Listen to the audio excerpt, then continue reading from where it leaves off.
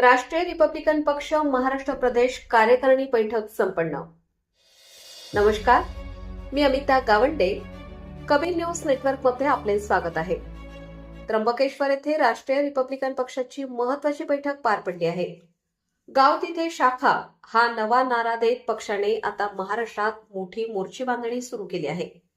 शनिवार दिनांक 31 जानेवारी 2026 रोजी त्र्यंबकेश्वर येथील शासकीय विश्रामगृहात राष्ट्रीय रिपब्लिकन पक्षाची महाराष्ट्र प्रदेश कार्यकारिणी बैठक उत्साहात पार पडली।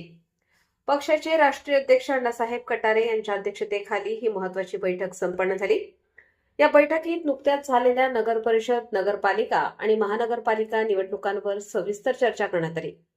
यावेळी सत्ताधारी आणि प्रस्थापित पक्षांकडून झालेल्या निवडणूक पद्धतीवर जोरदार टीका करण्यात आली। येणाऱ्या काळात पक्षाची ताकद वाढवण्यासाठी राष्ट्रीय रिपब्लिकन पक्ष आता कार्यकर्ता जोडो अभियान संपूर्ण महाराष्ट्रभर राबवणार आहे। तसेच गाव तिथे शाखा निर्माण करून तळागाळातील जनतेपर्यंत पोहोचण्याचा निर्धार या बैठकीत व्यक्त करण्यात आला। महाराष्ट्र राज्याचे उपमुख्यमंत्री माननीय अजित पवार यांच्या अपघाती निधनाचा शोक ठराव देखील प्रारंभी बैठकीमध्ये संमत करण्यात आला।